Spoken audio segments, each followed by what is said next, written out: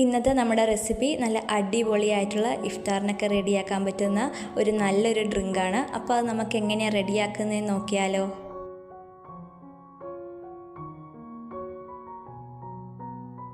Drink റെഡിയാക്കാൻ വേണ്ടി ആദ്യം തന്നെ നമ്മൾ എടുക്കേണ്ട ഒരു മീഡിയം സൈസിലുള്ള ഒരു തണ്ണിമത്തനാണ്. അതിനുശേഷം അത് നല്ല ചെറിയ ചെറിയ പീസുകളായിട്ട് കട്ട് ചെയ്ത് മാറ്റി വെക്കാം.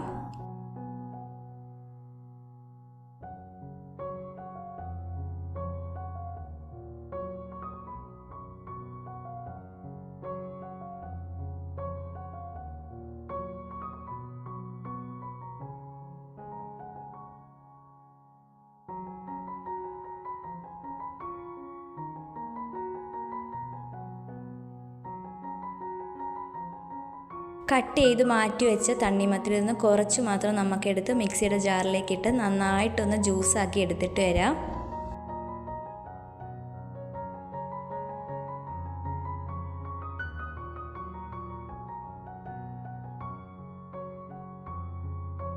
നന്നായിട്ട് ജ്യൂസ് ആക്കിയതിന് ശേഷം നമുക്ക് ഇനി ഈ ഡ്രിങ്ക് റെഡിയാക്കാനുള്ളൊരു ബൗളിലേക്ക് ആ ജ്യൂസ് നമുക്കൊന്ന് അരിച്ചൊഴിച്ച് കൊടുക്കാം.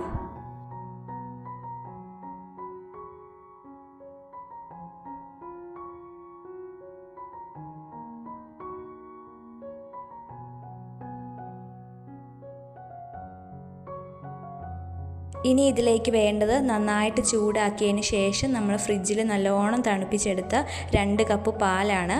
അത് നമുക്ക് ഒഴിച്ചു കൊടുക്കാം. എത്രയാണോ മധുരം വേണ്ടത് അതിനനുസരിച്ച് കണ്ടൻസ്ഡ് മിൽക്കും അതുപോലെ തന്നെ കുതിർത്ത് വെച്ചേക്കുന്ന കസ്കസും ഇതിലേക്ക് ചേർത്ത് കൊടുക്കാം.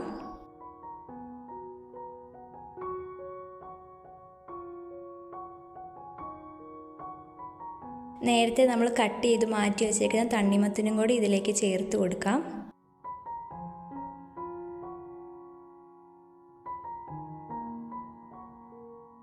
ഇനി ഇതിലേക്ക് ഐസ് ക്യൂബ്സും അതുപോലെ തന്നെ 1/2 ടീസ്പൂൺ വാനില എസൻസ് നല്ലൊരു ഫ്ലേവറിന് വേണ്ടി ചേർത്ത് കൊടുത്തതിന് ശേഷം നന്നായിട്ട് നമുക്ക് ഈ ഡ്രിങ്ക് ഒന്ന് മിക്സ് ചെയ്ത് കൊടുക്കാം.